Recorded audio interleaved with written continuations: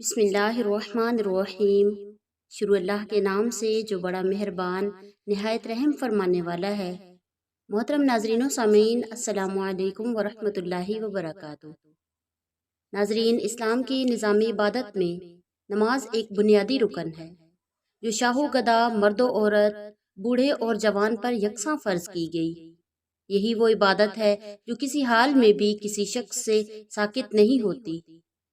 در حقیقت تخلیقی انسان کا مقصد ہی عبادت ہے۔ نماز سب سے اعلیٰ عبادت ہے کیونکہ انسان خدا کا بندہ ہے اور اللہ تعالیٰ ہی اس کا خالق ہے، رب اور معبود ہے۔ لہذا خدا کو اپنا معبود ماننے کا تقاضا ہی یہ ہے کہ اس کی بندگی کی جائے، بلکہ بندہ کو چاہیے کہ اپنی تمام زندگی اللہ تعالیٰ کی بندگی میں گزارے، اور بندگی کا مطلب یہ ہے کہ اس کے علاوہ کسی اور کے آگے نہ جھکا جائے اور نہ کسی کی پرستش کی جائے۔ اس لیے نماز حقیقت میں خدا کی عبادت اور پرستش کا کامل طریقہ ہے۔ نماز میں بندہ بار بار اللہ کے حضور حاضر ہوتا ہے اور اس کے آگے اپنی عاجزی اور بندگی کا اظہار کرتا ہے۔ اس کے بتلائے ہوئے راستے یعنی صراط مستقیم پر چلنے کا وعدہ کرتا ہے۔ اس لیے اپنے گناہوں اور کوتاہیوں کی معافی مانگتا ہے، اور نماز کے ذریعہ ہی انسان خدا اور بندوں کے حقوق کو پہچانتا ہے۔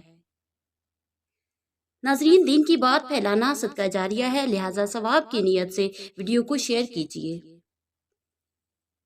نماز کی فضیلت اور اہمیت پر قرآن کریم اور احادیث میں بہت سے ارشادات وارد ہیں، لیکن ہم آج کی ویڈیو میں خصوصاً نماز عصر کے بارے میں بات کریں گے کہ اس کی کتنی فضیلت ہے اور نماز عصر کے فوت ہو جانے پر کتنا سخت وبال ہے اور کتنا نقصان ہے۔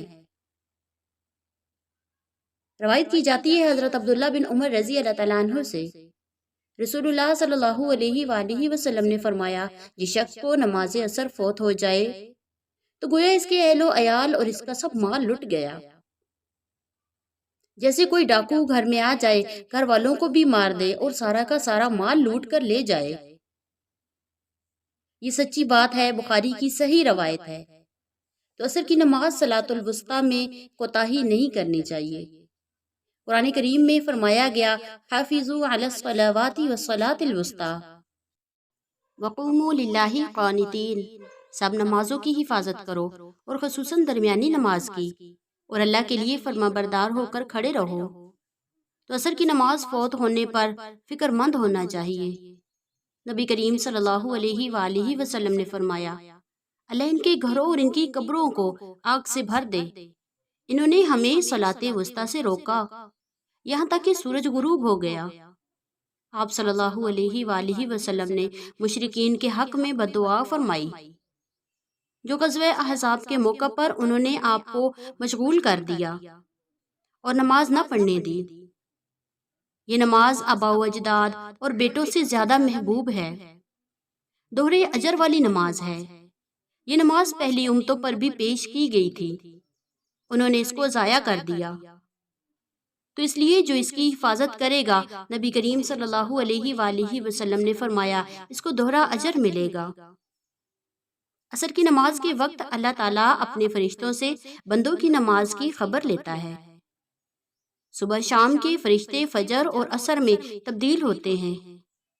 جو عصر کے وقت جاتے ہیں، اللہ رب العزت ان سے سوال کرتے ہیں کہ تم نے میرے بندوں کو کس حال میں چھوڑا؟ تو وہ فرشتے بتاتے ہیں، پروردگار، ہم جب ان کے پاس گئے تو وہ نماز میں مشغول تھے، اور جب ہم نے ان کو چھوڑا تو وہ نماز پڑھ رہے تھے۔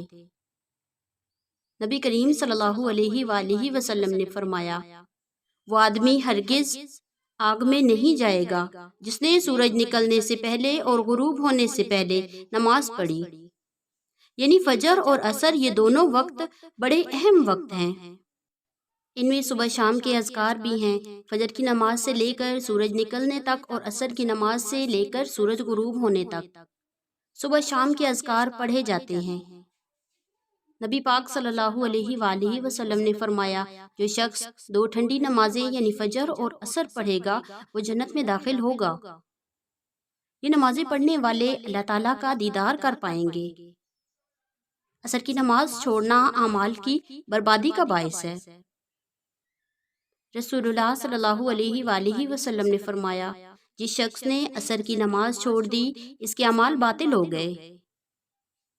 اصل میں عصر کا وقت بہت مصروفیت کا وقت ہوتا ہے، اسی لیے اتنی اہمیت ہے کہ عصر کی نماز میں تاخیر کرنا یعنی دیر سے پڑھنا منافق کی صفت ہے۔ ناظرین، رسول اللہ صلی اللہ علیہ وآلہ وسلم نے فرمایا، کیا میں تمہیں منافق کی نماز کے بارے میں نہ بتاؤں؟ وہ عصر کی نماز لیٹ کرتا ہے یہاں تک کہ سورج غروب ہونے کا انتہائی قریب ہو جاتا ہے۔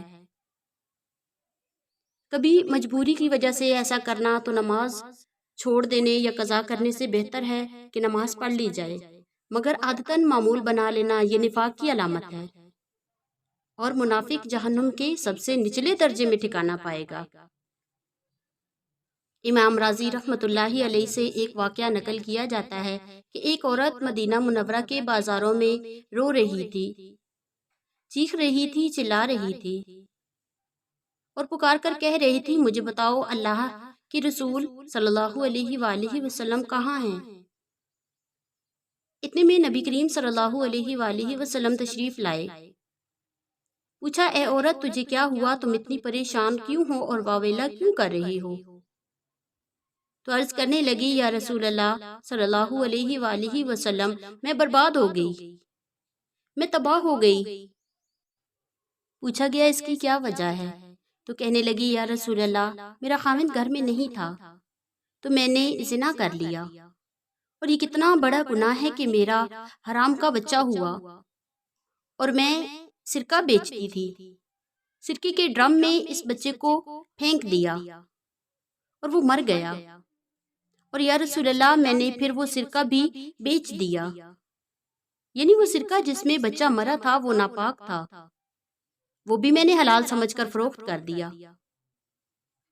یا رسول اللہ، زنا کیا، بچے کو قتل کیا اور ناپاک سرکہ فروخت کیا۔ یا رسول اللہ، کیا میری تو توبہ قبول ہو جائے گی؟ اتنے گناہ کیے؟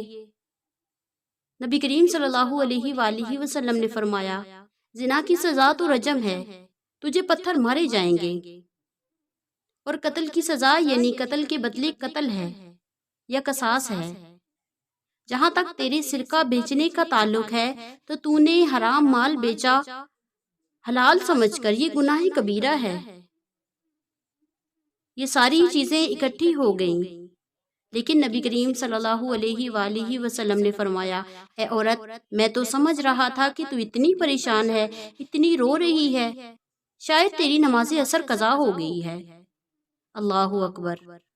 یعنی عصر کی نماز کی نبی کریم صلی اللہ علیہ وآلہ وسلم کے نزدیک اتنی اہمیت، اتنی فضیلت ہے کہ اس انسان کو جس کی عصر کی نماز قضا ہو جائے، اس کو اتنا رونا چاہیے، اتنا چلانا، پیٹنا، چیخنا چاہیے جتنا کہ یہ عورت رو رہی تھی۔